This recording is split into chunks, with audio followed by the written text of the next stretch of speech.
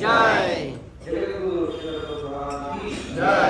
హరే హరే కృష్ణ. మనకి చాలా ఇష్టమైనటువంటి మీలో ఎంతమంది పూర్వకాలంలో వైదిక గ్రామం శ్రీకాకుళం జిల్లాలో వైదికమైనటువంటి గ్రామం. ఇక్కడంతా కూడా మన ప్రాచీనమైనటువంటి భారతీయ దేవాలయాలు ఉండేదో అలా ఎప్పటికీ కూడా ఒక గ్రామం ఒక నమూనాగా ఎంతోమంది భక్తులు జీవిస్తూ సమాజానికి సందేశాన్ని అందుతున్నారు. అక్కడ మరి ఒక గురుకులం కూడా ఉంది. పిల్లలు చాలామంది గురుకులంలో చక్కగా వాళ్ళని కూడా చదువుకుంటూ ఉన్నారు. ఇక్కడ వ్యవసాయం చేస్తారు. ఇవన్నీ కూడా చాలా చక్కగా మనకు బాగుంటున్నాను. మరి ఈరోజు మరి ప్రభు మాట్లాడారు. ప్రభు పేరు నటేశ్వర మాట్లాడతారు.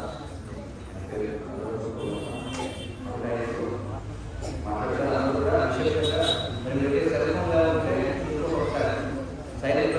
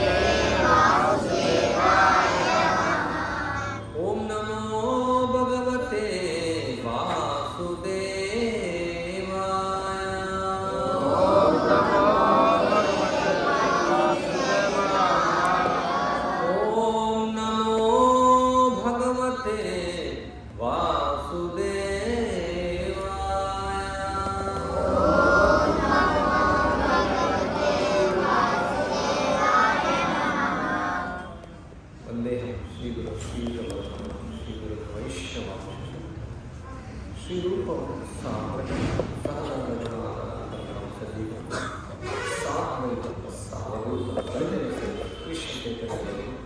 శ్రీ రాధాకృష్ణ పాద సహన లలిత శ్రీ విశాఖ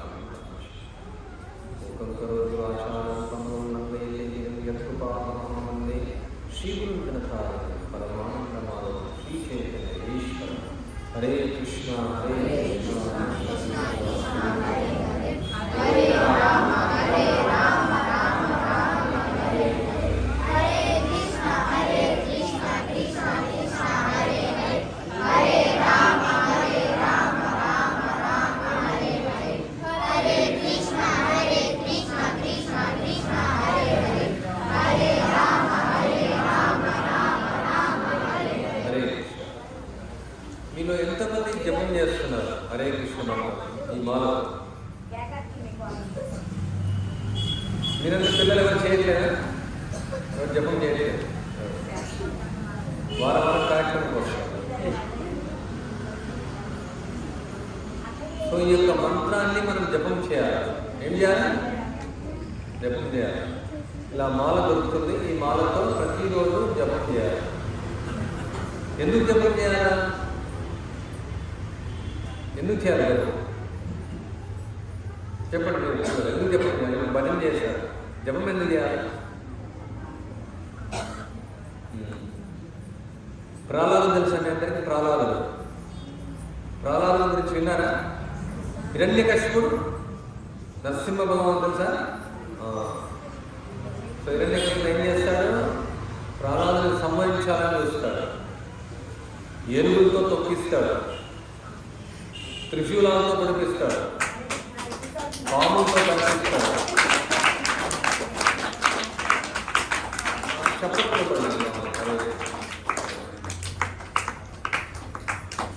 విషయాన్ని ఇచ్చి చంపాలని చూస్తారు. విషయం. ప్రహ్లాదం వయసు ఎంత? ప్రహ్లాదం వయసు తెలియదా? ఇప్పుడు వినలేదా ప్రహ్లాదం గురించి? 5 సంవత్సరాల వయసు. రీసెంట్గా సినిమా కూడా వచ్చింది, మహావతార సినిమా. చూడలేదు? ఎంత వయసు ప్రహ్లాదంది? 5 సంవత్సరాలు. సో ఆయన ఎన్నో హింసలు చేస్తాడు ప్రహ్లాదాన్ని చంపడానికి. అందరూ అక్కడ చూడదు, ఇక్కడ చూడదు. విషయాలు ఇస్తాడు, కొండపై నుంచి తోసేస్తారు, ఎన్నో రకాలైన హింసలు. ఎందుకు ఆయన చంపేస్తారు అంటే హిరణ్యకశిపుడు ఆయన రాక్షసుడు, ఆయనను ఆరాధించాలని కోరుతాడు. కానీ ప్రహ్లాదం ఏం చేస్తాడు? కృష్ణుని ఆరాధిస్తాడు, నారాయణని సేవిస్తాడు, నారాయణ భజన చేస్తాడు, విష్ణువును ఆరాధిస్తాడు. అది హిరణ్యకశిపునికి నచ్చదు. కానీ ప్రహ్లాదం ఏం చేస్తాడు? ఆయన మాట వినకుండా ఆయన చంపినా సరే, ఏదైనా సరే ఆయన విష్ణువు నామాన్ని, కృష్ణుని నామాన్ని ఆయన చెప్తాడు. ఆ విధంగా ఆయన రక్షించబడతాడు. కొండపై నుంచి పడేస్తే కూడా ఏమవుతుంది? ఏమీ అవ్వదు. కాలకుంట విషయాలు సాధిస్తారు, ఏమీ అవ్వదు. ఏది చేసినా ఆయనకి ఏమాత్రం నొప్పి కలదు. ఎందుకు? ఆయన భగవంతుడి నామాన్ని జపిస్తున్నాడు కదా. ఆయన మిగతా బాలకులందరితో కూడా చెప్పిస్తాడు కదా భగవంతుడి నామాన్ని. మామూలుగా హిరణ్యకశిపునికి స్కూల్ ఉంటుంది. ఆ స్కూల్లో ఏం చెప్తారు? భగవంతుని ఆరాధించద్దు, భగవంతుడు లేడు. మనం ఇప్పుడు రాక్షసులుగా ప్రవర్తించాలని నేర్పించేవారు హిరణ్యకశిపుని స్కూల్. ఇప్పుడు మీరు స్కూల్కి వెళ్తున్నారు, ఏం స్కూల్ అది? అదే స్కూల్ కదా. మీ స్కూల్లో ఏం చెప్తారు? భగవంతుని సేవ ఏమని చెప్తారా? జపం ఏమని చెప్తారా? కృష్ణుడు అంటే ఎవరైనా చెప్తారా? భగవద్గీత గురించి చెప్తారా? భాగవతం గురించి చెప్తారు? చెప్పారు. కూర్మ గ్రామంలో ఉంది మన స్కూల్. అదే స్కూల్, అది ప్రహ్లాద స్కూల్. ఈ స్కూలు హిరణ్యకశిపుని స్కూల్, మీరు వెళ్ళే స్కూల్. హిరణ్యకశిపునికి ఏం నేర్పిస్తారు? హిరణ్యకశిపునికి వాళ్ళు ఏం నేర్పిస్తే షణ్ణామర్క ఇవే నేర్పిస్తారు. ఇంద్రియాలను భోగించాలి, తాగాల, తినాల, ధనాన్ని సంపాదించాలా, ధనాన్ని గడించాలా. ధనం మూలం ఇదం జగత్. ధనమే మనకు అవసరం. మీరు డాక్టర్ అవ్వాలా, ఇంజనీర్ అవ్వాలా, పైలట్ అవ్వాలా, టాయిలెట్ కడగాలా, ఇలా చిన్న వయసు నుంచే నేర్పిస్తారు ఈ స్కూళ్ళల్లో, కళాశాలలో. నువ్వు పెద్ద వ్యక్తి అయిపోయి ఏం చేయాలా? చాలా ధనాన్ని సంపాదించాలి. ధనాన్ని సంపాదించి ఏం చేయాలా? ఏం చేస్తారు? ధనం సంపాదిస్తే నువ్వు ఈ ర్యాంక్ తెచ్చుకోవాలి, ఆ ర్యాంక్ తెచ్చుకోవాలి, ఈ అవార్డు రావాలి, అవార్డు రావాలి. ఎందుకోసం? పేరు ప్రతిష్టల కోసం ధనాన్ని సంపాదించి ఎంజాయ్ చేయడం. అది హిరణ్యకృష్ణుని యొక్క స్కూల్. ఇప్పుడు ఏమంటే చిన్న వయసులో ఇంకా గర్భంలో ఉన్నప్పుడే ప్రహ్లాదు ఎవరు నిశ్శబ్దంగా ఉండాలి. హరే కృష్ణ అందరు వినాలి. నేను ప్రశ్నలు కూడా అడుగుతాను. అర్థమైతే ఎగ్జామ్ ఉంటుంది. ఎగ్జామ్ అంటే సీరియస్ ఉంటుంది. గర్భంలో ఉన్నప్పుడే ప్రహ్లాదు వింటాడు. కయాలు దగ్గర నాతో చెప్తాడు. గర్భంలో ఉన్నప్పుడే వింటాడు. ఇప్పుడు గర్భంలో ఉన్నప్పుడే మీరు మా స్కూల్ రండి, మా కాలేజీ రండి బుక్ చేసుకుంటున్నారు. లాట్రిన్ కేజీకి ₹1,00,000, యూకేజీ ₹1,00,000, అంటే యూరిన్ కేజీ. చిన్న వయసు నుంచి స్కూల్ పంపించేసి పెద్ద బుక్స్లు పంపించి ఏముంటుంది ఆ బుక్స్లో? ఏముంటుంది బుక్స్లో? ఎలా డబ్బులు సంపాదించాలని. కానీ ఈ యొక్క మానవ జన్మ వచ్చింది కేవలం డబ్బులు సంపాదించడం కోసం కాదు. కేవలం ఆహారాన్ని ఎలా తినాలా, ఎలా నిద్రపోవాలా, ఎలా మైత్రి చేయాలా, ఎలా జీవించాలా, జీవనాన్ని గడించడం కోసం కాదు ఈ మానవ జన్మ. సో అదే ప్రహ్లాదుడు ఏం చెప్తాడు వాళ్ళకు, ఆ స్కూల్ ఫ్రెండ్స్కు ఆయన క్లాస్ ఇస్తాడు వాళ్ళకు. ఆయన వాళ్ళని కూడా మార్చేస్తాడు. ఏం చెప్తాడు? మీరు అనవసరంగా జీవితాన్ని వృధా చేసుకోకండి. కౌమారే ఆచరత్ ప్రజ్ఞ ధర్మాన్ భాగవతానిహ. ఈ యొక్క భక్తి అనేది కౌమారం నుంచే చేయాలి, చిన్న వయసు నుంచి. ఎప్పటి నుంచి? 60 ఏళ్ళ నుంచి చేయాలి భక్తి. ఎప్పటి నుంచి చేయాలి భక్తి? 60 ఏళ్ళు. ఎప్పుడు? 5 సంవత్సరాల వయసు నుంచే. 5 సంవత్సరాల ప్రాయం నుంచే ఈ భక్తి యొక్క సేవ చేయాలని బోధిస్తారు. ఈ చిన్న వయసు వచ్చింది కేవలం ఆటపాటల కోసం కాదు. మీరంతా సెల్ ఫోన్లో ఆడుతూ ఉంటారు. ఎప్పుడు ఎంతమంది ఆడతారు? లేవు కదా, ఫోన్ లేవు కదా. నిజం చెప్పండి, ఉన్నాయి. సెల్ ఫోన్లో ఆడడం కోసం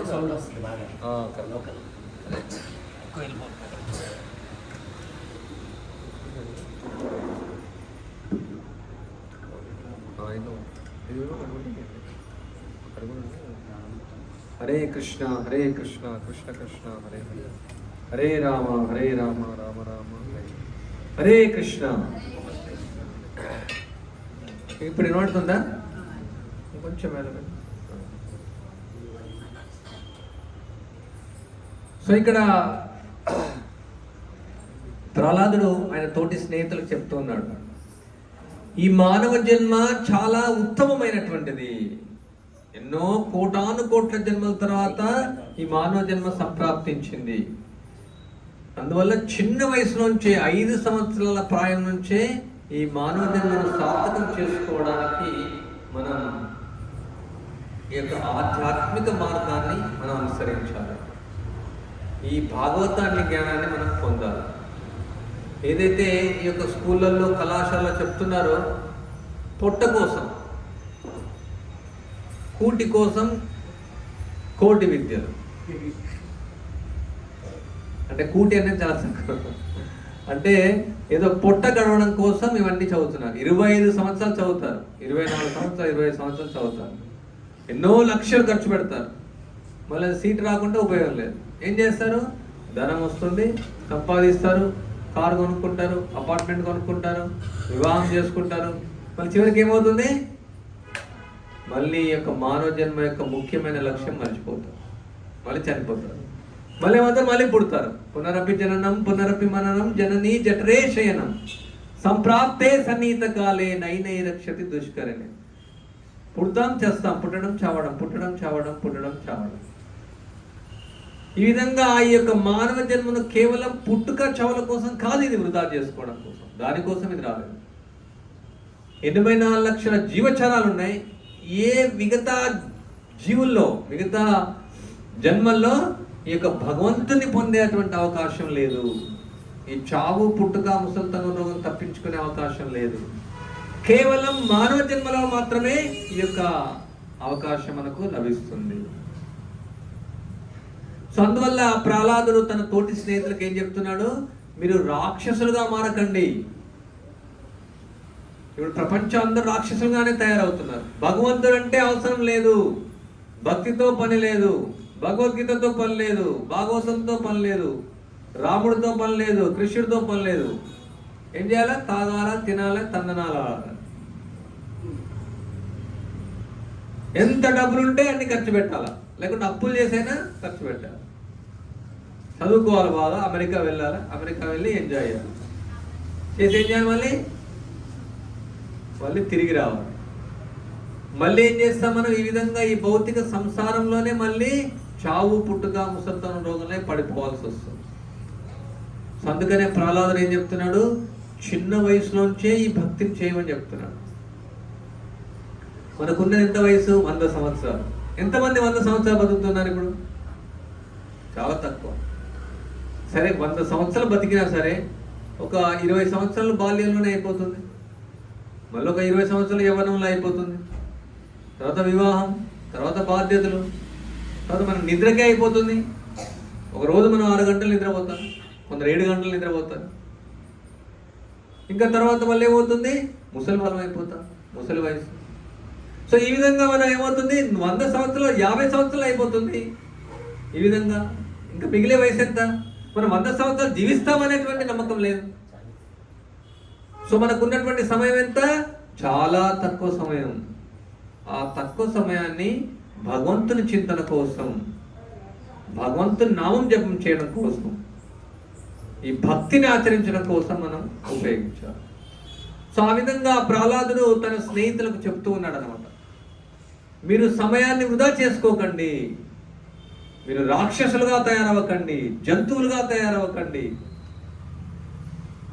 విష్ణువు ఉన్నాడు, విష్ణువుకు మనం సేవ చేయాలా. ఈ చిన్న వయసులో ఈ ఆటపాటలకు సమయాన్ని వెచ్చించకండి అని ఆయన బోధిస్తూ ఉన్నాడు. సో వాళ్ళందరూ భక్తులుగా మారిపోతారు. మళ్ళీ హిరణ్యకశిపుడు పిలుస్తాడు ప్రహ్లాదుని. పిలిచిన తర్వాత మళ్ళీ అడుగుతాడు, ఏం నేర్చుకున్నావు పాఠశాల? మీరందరూ పాఠశాలలో ఏం నేర్చుకున్నారు?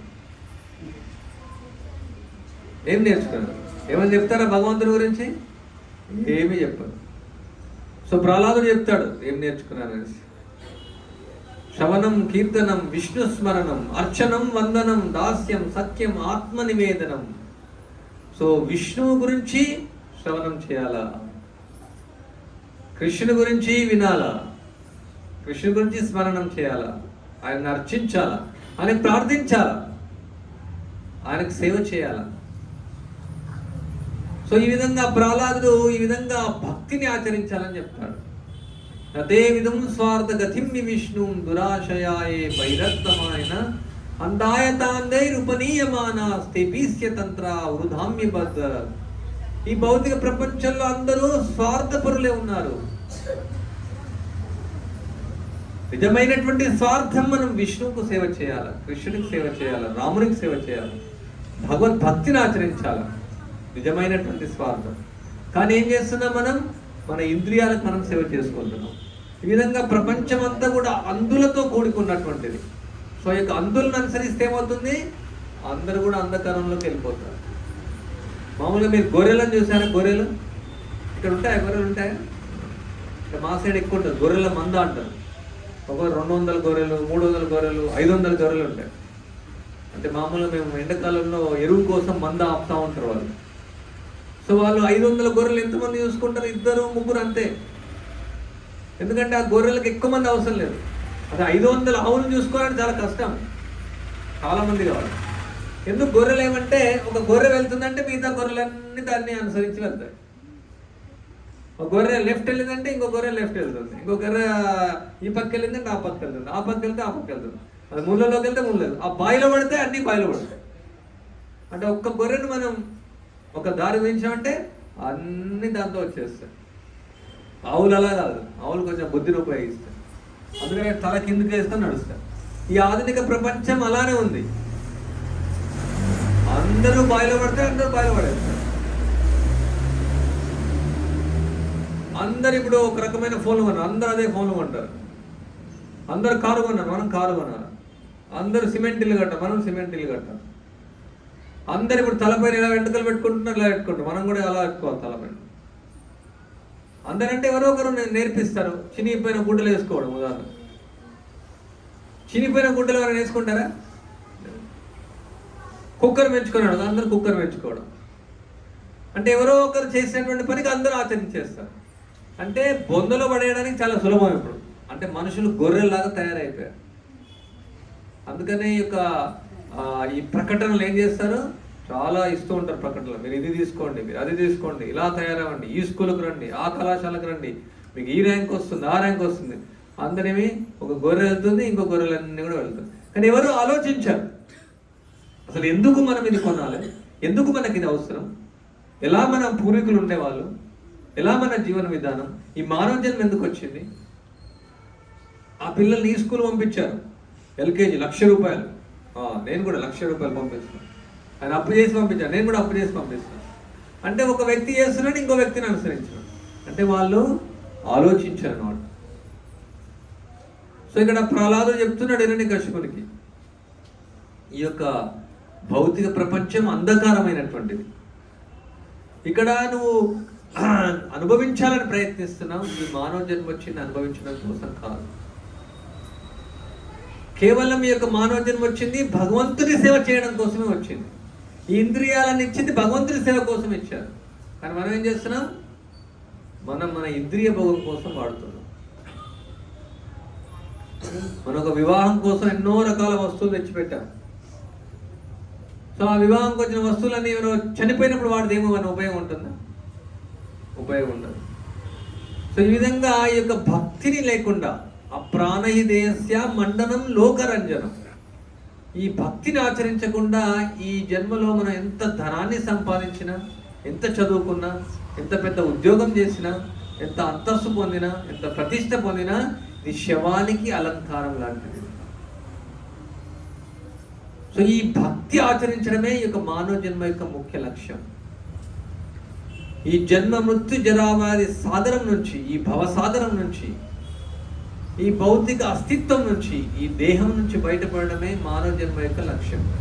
అది 60 సంవత్సరాల వయసు తర్వాత కాదు. అది అదే చెప్పాను, ప్రహ్లాదుడు అదే చెప్తున్నాం. చిన్న వయసు నుంచి 5 సంవత్సరాల వయసు నుంచే మనం ప్రారంభించాలి. ముసలి వాళ్ళు అయిన తర్వాత ఏమవుతుంది, మన కళ్ళు కనిపించం, చెవులు వినబడవు, కాళ్ళు పనిచేయవు. ముసలి వాళ్ళంటే ఇప్పుడు 30 ఏళ్ళకే ముసలి వాళ్ళు అయిపోతున్నారు. 60 ఏళ్ళు కాదు, 30 ఏళ్ళకే. 30 ఏళ్ళకే నడుము నొప్పి, లివర్ ప్రాబ్లం, కిడ్నీ ప్రాబ్లం, కడుపు నొప్పి, acidity, depression, anxiety, BP, sugar, cancer, రకరకాలైనటువంటి రోగాలు. 60 సంవత్సరాల వరకు ఏం వెయిట్ చేస్తాం, 30 సంవత్సరాలకే ముసలి వాళ్ళు అయిపోతాం. మరి అప్పుడేం భక్తి చేస్తాం అని, అప్పుడు చేసేం ఉపయోగం, మన యొక్క జీవితకాలం అంతా అయిపోతుంది. సో అందుకనే మనం ఈ యొక్క భక్తి మార్గాన్ని చిన్న వయసు నుంచే మనం ఆరంభించాలి. ఆత్మ అంటేమి, శరీరం అంటేమి, మనం ఎవరం, ఎక్కడి నుండి మనకు వచ్చాం, ఎందుకు ఈ యొక్క మానవ జన్మ మనకు వచ్చింది, ఎందుకు మనం చనిపోతున్నాం, ఎందుకు మనం పుడుతున్నాం, ఎందుకు ఈ రోగం వస్తుంది, ఎందుకు ఈ ముసలితనం వస్తుంది, మన యొక్క మానవ జన్మ యొక్క అంతిమ లక్ష్యమేమి, ఇవన్నీ మనం తెలుసుకోవాలి. వైదిక సంస్కృతులు ఇవన్నీ నేర్పించేవాళ్ళు. చూడండి, ఇప్పుడు ఈ గుడి ఉంది, రామాలయం, రోజు భజన చేస్తారు కదా భజన. సాయంత్రం పూట అందరూ, అంటే ఉదయం అంతా వ్యవసాయం చేసేవాళ్ళు, ఎక్కువ శాతం వ్యవసాయం పైన ఆధారపడి ఉండేవాళ్ళు. తర్వాత సాయంత్రం అంతా కూడా, ఉదయం కొంచెం భగవంతుని సేవ, సాయంత్రం మళ్ళీ రాగానే పురాణ కాలక్షేపం, రామాయణం వినడం, మహాభారతం వినడం, పురాణాలను వినడం, భగవంతుని గురించి వినడం. అందరికి తెలుసు ఆత్మ అంటే ఏమి, శరీరం అంటే ఏమి, భగవంతుడు అంటే ఎవరు. ఎవరికి చెప్పాల్సిన అవసరం లేదు భగవంతుడు ఉన్నాడు అని. ఇప్పుడు వీళ్ళకి చెప్పాల్సి వస్తుంది, భగవంతుడు అనేవాడు ఉన్నాడు, భగవద్గీత ఉంది, భాగవతం ఉంది, రామాయణం ఉంది, ఇలా స్టోరీ ఉంది, చెప్పాల్సి వస్తుంది. చిన్న వయసులో వచ్చి నాన్నమ్మ అమ్మమ్మ చెప్తూ ఉండేవాళ్ళు ఈ స్టోరీలని, రోజు భజనలు చేస్తూ ఉండేవాళ్ళు, హరినామాన్ని ప్రతిరోజు చేస్తుండేవాళ్ళు. ఈ కార్యక్రమాలు రోజు అవుతుండేవి. కానీ దురదృష్టవశాత్తు అందరూ ఈ యొక్క పాశ్చాత్యుల జీవన విధానానికి అలవాటు పడ్డారు. అమెరికా ఏముంది, అమెరికాలో ఏముంది అక్కడ? అందరూ అమెరికా వెళ్ళాలనుకుంటున్నారు. ఏముంది అక్కడ? ఏమీ లేదు. ప్రజలకు ఒక ఫ్యాషన్ అయిందనమాట, అమెరికా వెళ్ళాలి, అమెరికా వాళ్ళ ఉండాలి. వాళ్ళు ఏం చేస్తుంటారు? వాళ్ళు ఈ జీవితాన్ని వృధా చేసుకుంటూ ఉన్నారు. మాంసం, మద్యం, జూదం, వ్యభిచారం. వాళ్ళు పూర్తిగా యొక్క మానవ జన్మ, ఎన్నో కోట్ల జన్మల తర్వాత వచ్చినటువంటి యొక్క విలువైనటువంటి మానవ జన్మను వాళ్ళు వృధా చేసుకుంటూ ఉన్నారు. వాళ్ళు కేవలం ఇంద్రియ భోగమే జీవిత లక్ష్యంగా తీసుకొని వాళ్ళు మళ్ళీ తిరిగి ఈ భౌతిక ప్రపంచంలో మళ్ళీ జన్మించి, మళ్ళీ పుట్టి, మళ్ళీ చచ్చి, మళ్ళీ పుట్టడం చావడం, ఈ విధంగా వాళ్ళ యొక్క విలువైనటువంటి సమయాన్ని వృధా చేసుకుంటూ ఉన్నారు. మన భారతదేశంలో ఈ యొక్క సంస్కృతి ఉండేది. ఇది ముఖ్యమైనటువంటి సంస్కృతి. ప్రతి ఒక్కరు కూడా ఆధ్యాత్మిక చింతన చేసేవాళ్ళు. ఈ మానవ జన్మ వచ్చిందంటే ముక్తి కోసం, ధర్మార్థ కామ మోక్షాలు అంటే అందరికి తెలుసు. ఈ ధర్మాన్ని మనం ఆచరించాలి. మన మోక్షం కోసమే ఈ యొక్క జీవితం ఉంది. కానీ ఈ ఆధునిక జీవనం వల్ల, ఈ యొక్క ఫోన్ల వల్ల, ఇంటర్నెట్ వల్ల, ఈ యొక్క రకరకాలైనటువంటి స్కూళ్ళ వల్ల, కళాశాలల వల్ల, విద్యా విధానం వల్ల పూర్తిగా ప్రజలు మర్చిపోయారు ఈ యొక్క మన సంస్కృతిని. మనం ఏదో కొత్త సంస్కృతి తీసుకోవాల్సిన అవసరం లేదు. ఏదైతే మన పూర్వీకులు ఏ విధంగా ఉండేవాళ్ళు, వాళ్ళు ఏ విధంగా వాళ్ళ జీవన విధానం గడిచేది, ఏ విధంగా రోజు దైనందికంగా వాళ్ళ యొక్క జీవన విధానంలో భగవంతుని చింతన అనేది ఉండేది. వాళ్ళు పని చేసేటప్పుడు కూడా పాడేవాళ్ళు, జానపద గేయాలు ఉండేవి, భగవంతుని స్మరణ చేసేవాళ్ళు. ఉదయం కాలంలో మేలుకొల్పు ఉండేది, రోజు ఊరంతా తిరిగేవాళ్ళు మేలుకొల్పు, పరిణామ సంకీర్తన. సో మొత్తం అంతా మర్చిపోయారు. మర్చిపోయి ఏం చేస్తున్నారు? జంతువుల్లాగా తయారవుతున్నారు, జంతువుల సముదాయంలాగా తయారవుతుంది. శ్రీల ప్రభుపాద వారు ఏం చెప్తారు? 2 కాళ్ళ జంతువుల సముదాయమే. ఏం చేస్తాయి జంతువులు? తింటాయి, నిద్రిస్తాయి, సంతానానికి అంటాయి, ఏదో ఒక చోట ఉంటాయి. సో ఇప్పుడు ఈ ప్రపంచంలో అలా తయారు. ఎలా తినాలా, ఎలా నిద్రించాలా, ఎలా మైథునాన్ని అనుభవించాలా, ఎలా జీవించాలా, ఎప్పుడు దీనికోసమే ఆలోచిస్తున్నారు. రోటీ కపడా మకాన్, తిండి కూడు గుడ్డ కోసం పూర్వకాలంలో ఆలోచించే వాళ్ళు కాదు. ఎంతో ఆహారం లభించేది, అందరూ వ్యవసాయం చేసేవాళ్ళు, ఆహారాన్ని పెద్ద దానికోసం ఆలోచించేవాళ్ళు కాదు. గుడ్డల కోసం ఆలోచించేవాళ్ళు కాదు. అంటే ఇప్పుడు గుడ్డలు కొనాలంటే ఎంతో కాస్ట్ ఉన్నాయి, ఎంతో అమౌంట్, అంత ఖర్చు ఉండేది కాదు. మకాన్ అంటే వాళ్ళు ఉండడానికి ఇల్లు పెద్ద అవసరం ఉండేది, మట్టితో ఇల్లు కట్టుకునే వాళ్ళు చిన్న ఇల్లు ఉండేది. వాళ్ళ యొక్క అవసరాలు ఏదైతే దైనందిక అవసరాలు ఉన్నాయో చాలా సులభంగా తీర్చబడేది. దానికోసం ఆలోచించాల్సిన అవసరం లేదు.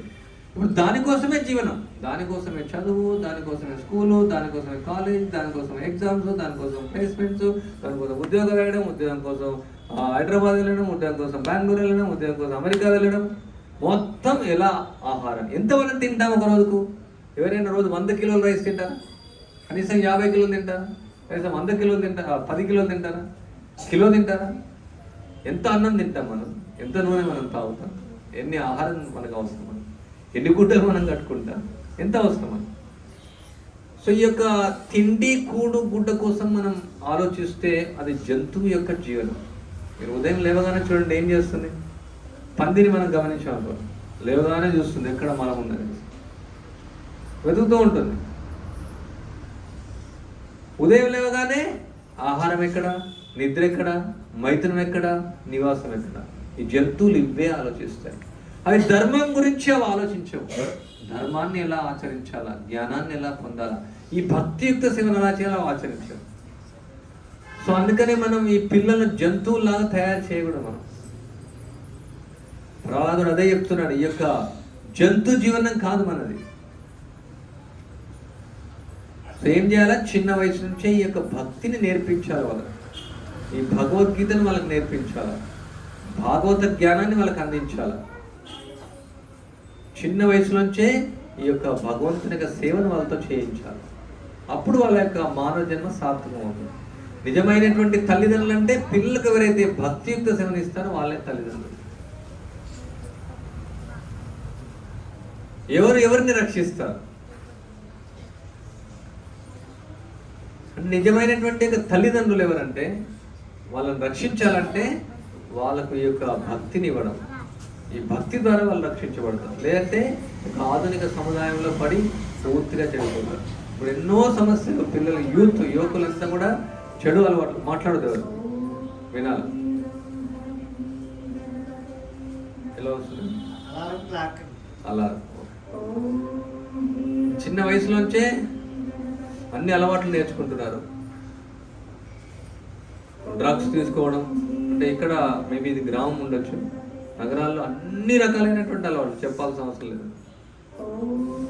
పిల్లలు వదిలేస్తున్నారు తల్లిదండ్రులు, నువ్వు ఏదైనా చేసుకోవచ్చు, నీకు నచ్చింది చేసుకోవచ్చు.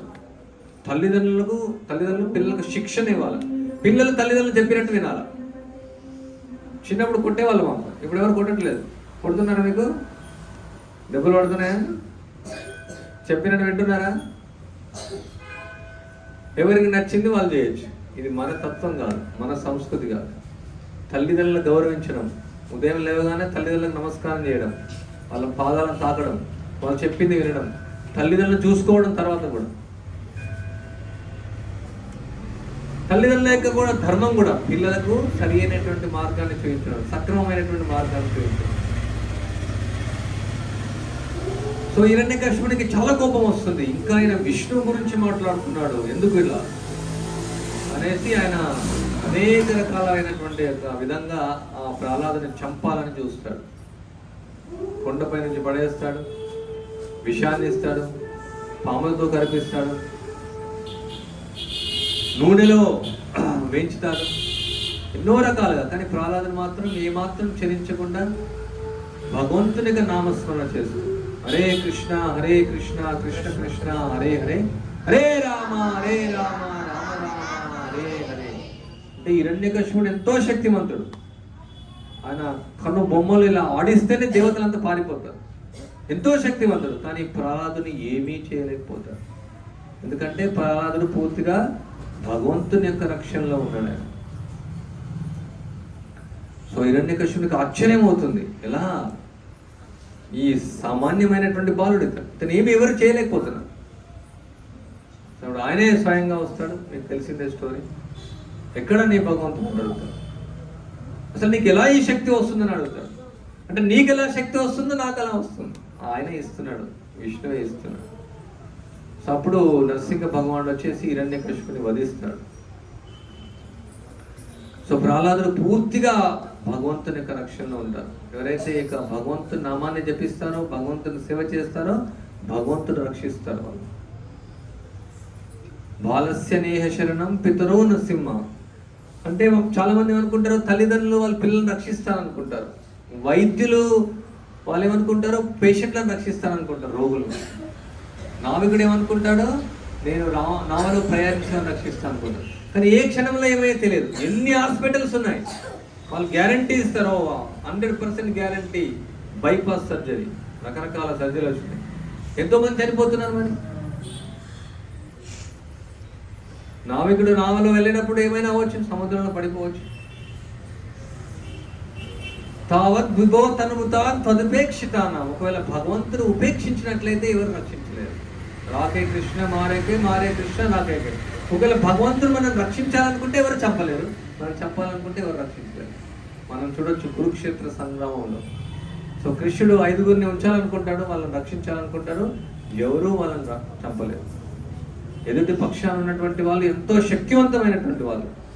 ద్రోణాచార్యుడు, భీష్ముడు, కర్ణుడు. భీష్ముడు ఫైటింగ్ చేస్తారు పరశురాముడు, బ్రహ్మ వచ్చి ఆపేస్తాడు, అంత శక్తివంతుడు. వాళ్ళంతా కూడా తిమింగలాగా. కానీ అర్జునుడు చాలా చాపలాగా. అయినప్పటికీ జయోస్తు పాండుపుత్రానాం ఏషాం పక్షే జనార్దన. జనార్దనుడు ఉన్నాడు, కృష్ణుడు ఉన్నాడు కాబట్టి ఆయనకు విజయమైంది.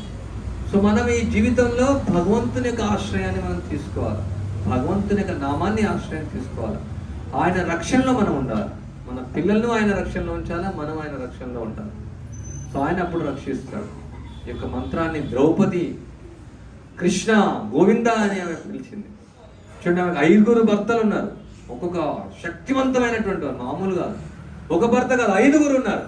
భీముడు మొత్తం పిండి నలిచేస్తాడంత. అర్జునుడు చాలా శక్తివంతుడు. యుధిష్ఠుడు పవిత్రుడు. ఆయన రథం భూమిపైన తాకకుండా వెళ్ళింది. అలాంటి శక్తివంతులైన భర్తలు ఉన్నారు, ఏమీ రక్షించలేకపోయారు. ధృతరాష్ట్రుడు ప్రార్థిస్తున్నా, ఏమీ చేయలేకపోయాడు. భీష్ముడు కూడా ఏం చేయలేకపోతాడు. ద్రోణాచార్యుడు ఏం చేయలేకపోతాడు. అక్కడ సభాసదులందరూ, అక్కడ అసత్సమ అని చెప్పబడింది, ఎవరు ఏం చేయలేకపోయారు. చివరికి ఆమె ఏం చేసింది? కృష్ణ గోవింద గోవింద అని పిలిచింది. అంటే కృష్ణుడే స్వయంగా వచ్చేవాడు, కానీ ఆయన అక్కడ యుద్ధంలో బిజీ ఉంటాడు. సో ఆయన ఏం చేస్తాడు? చీరని ఇస్తాడు, చీర రూపంలో వస్తాడు, వచ్చి ద్రౌపదిని రక్షిస్తాడు. ఎన్నో లీలలు చూడొచ్చు భాగవతంలో, ఎన్నో లీలలు. భగవంతుని యొక్క నామం ఉచ్చరిస్తే అందరూ రక్షించబడతారు. మనం ఈ భౌతిక అస్తిత్వం నుంచి, ఈ భవసాగరం నుంచి మనం రక్షించబడాలంటే, ఈ క్లేశాల నుంచి, దుఃఖాల నుంచి మనం బయటపడాలంటే, శాశ్వతంగా, తాత్కాలికంగా కాదు, బయటపడాలంటే ఇక భగవంతుని నామాన్ని మనం ఉచ్చరించాలి. హరే కృష్ణ కృష్ణ కృష్ణ హరే హరే, హరే రామ రామ రామ హరే హరే. నాహం తిష్టామి వైకుంఠే యోగినా హృదయేషు యత్ర గాయంతి మద్భక్త తత్ర తిష్టామి నారద. సో విష్ణువు చెప్తున్నాడు, నేను వైకుంఠంలో ఉండను, యోగుల హృదయాల్లో ఉండను. ఎక్కడైతే ఇక హరినామ సంకీర్తన జరుగుతుందో అక్కడ తిష్ట వేసుకొని కూర్చుంటారని చెప్తున్నాడు. ఉపనిషత్తుల్లో, వేదాల్లో, పురాణాల్లో, సకల శాస్త్రాల్లో ఈ యొక్క హరినామం యొక్క మహత్యం ఎంతగానో కీర్తించబడింది. ఈ కలియుగంలో ఇది సులభమైనటువంటి యొక్క మార్గం. ఎవరైతే ఈ యొక్క నాలుకతో హరినామాన్ని ఉచ్చరిస్తారో వాళ్ళు భగవంతుని ధామానికి వెళ్ళొచ్చు. మళ్ళీ ఈ భవసాగరంలో పడాల్సిన అవసరం లేదు. అందుకనే మీరు అందరూ జపం చేయండి. కొందరు మాత్రమే ఇక్కడ జపం చేస్తున్నారు. సో ఈ కార్యక్రమానికి వచ్చినందుకు చాలా ధన్యవాదాలు. మరి నిజంగా మీకు ప్రయోజనం కలగాలంటే ఇక్కడ జపమాల ఉంటుంది.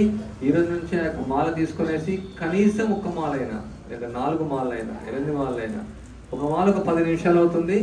ఇది ఎవరైనా ఈ జపం చేయొచ్చు, పుట్టిన పిల్లవాళ్ళైనా చేయొచ్చు. హరే కృష్ణ కృష్ణ కృష్ణ హరే హరే, హరే రామ రామ రామ హరే హరే. సో ఈ మంత్రాన్ని బయటికి చెప్పాలా, చెప్పి చెవులతో వినాలి. ఈ యొక్క నామాన్ని మనం జపిస్తూ శ్రవణం చేయాలి. చేస్తే మన హృదయం పవిత్రమవుతుంది, మన హృదయానికి ఆనందం వస్తుంది. ఈ భౌతిక ప్రపంచంలో ఆనందం అనేది లేదు. ఇది దుఃఖాలయం, దుఃఖాలతో కూడుకున్నటువంటిది. మనం ఆనందం కోసం, సుఖం కోసం వెతుకుతూ ఉన్నాం, వస్తుందని భావిస్తూ ఉన్నాం, అది ఎప్పుడూ రాదు. సో భగవంతుని సేవలోనే దివ్యమైనటువంటి ఆనందం వస్తుంది, నిజమైనటువంటి ఆనందం వస్తుంది, శాశ్వతమైనటువంటి ఆనందం వస్తుంది, అనంతమైనటువంటి ఆనందం వస్తుంది.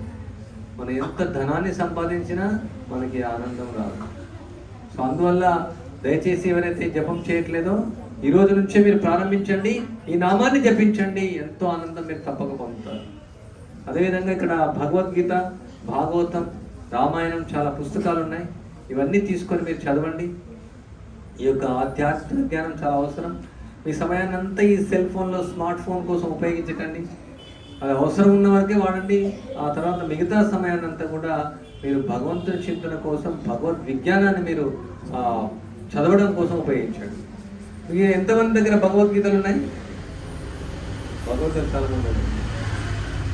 భగవద్గీత లేని వాళ్ళు ఎవరు? తక్కువ. సో ఈరోజు లేని వాళ్ళు ఆ భగవద్గీత తీసుకోండి. మీ దగ్గర భాగవతం ఎవరి దగ్గర ఉంది? భాగవతం ఎవరి దగ్గర ఉంది? చాలా మంది దగ్గర భాగవతం లేదు. మీరు వినుంటారు శ్రీమద్ భాగవతం. భాగవతం అంటే విన్నారు కదా? భాగవతం ఇది అమల పురాణం. శుకదేవ గోస్వామి పరీక్షిత్ మహారాజుకు 7 రోజులు యొక్క భాగవతాన్ని చెప్తారు. భగవంతుని యొక్క దివ్యమైనటువంటి లీలలు, భక్తుల యొక్క లీలలు, సకల శాస్త్రాల యొక్క సారం, ఉపనిషత్తుల యొక్క సారం, వేదాల యొక్క సారం ఈ భాగవతంలో అనువదించబడింది. వ్యాసుడు ఎన్నో రాశాడు, కానీ ఈ కలియుగంలో ఉన్నటువంటి ప్రజలకు అది అర్థం కాదు. సో అందువల్ల నారదుడు ఆయనకు ఆజ్ఞానిస్తాడు వ్యాసదేవునికి ఈ యొక్క భగవంతుని యొక్క కీర్తించమని చెప్తారు ఆయన. సో అప్పుడు అన్ని శాస్త్రాల యొక్క సారం యొక్క భాగవతంలో ఆయన అనువదిస్తారు. ఈ శ్రీమద్ భాగవతం మనం చదివితే మనం పవిత్రమై భగవంతుని ధామానికి వెళ్తాం. ఈ భాగవతంలో ప్రతి పేజీలో మనం కృష్ణుని దర్శనం చేసుకోవచ్చు, భగవంతుని దర్శనం చేసుకోవచ్చు. ఇది సామాన్యమైనటువంటి పుస్తకం కాదు. ఇది మీరు ప్రతిరోజు ఈ యొక్క భాగవతాన్ని చదవాలి తప్పకుండా.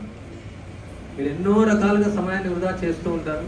అంటే మీరు భక్తులు ఉన్నట్లు చాలామంది. ఎవరైతే భక్తియుక్త సేవలో లేరో వాళ్ళందరూ అనవసరమైన కార్యక్రమాలకు ఎంతో సమయాన్ని వృధా చేస్తుంటారు. సో ఆ సమయాన్ని వృధా చేయకుండా మీకు ఎంత సమయం దొరికితే అంత సమయం యొక్క భగవద్గీత చదవండి, ఈ భాగవతాన్ని చదవండి. ఈరోజు మీరు ఈ భాగవతాన్ని కనీసం కొందరైనా తీసుకోండి, భాగవతం తీసుకెళ్ళి ప్రతిరోజు మీ ఇంట్లో పెట్టుకొని ప్రతిరోజు మీరు చదవండి. తర్వాత భక్తుల సాంగత్యాన్ని తీసుకోండి. ఇక్కడ భీమవరంలో ఇస్కాన్ టెంపుల్ ఉంది, అక్కడ మీరు కార్యక్రమాలు వస్తూ ఉంటాయి. భగవద్గీత ఉపన్యాసాలు వింటూ ఉండండి, భాగవత ఉపన్యాసాలు వింటూ ఉండండి.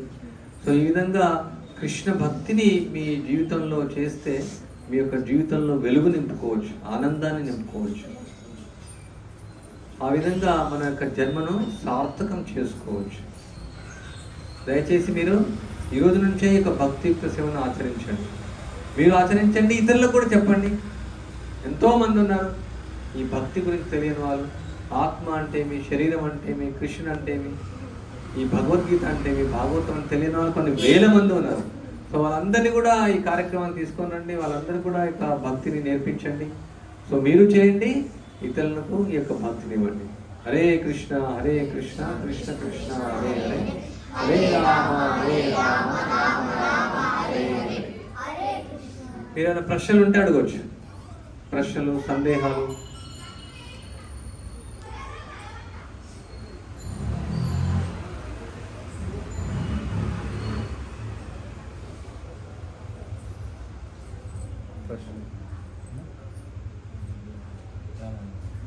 వాల్మీకి రామాయణం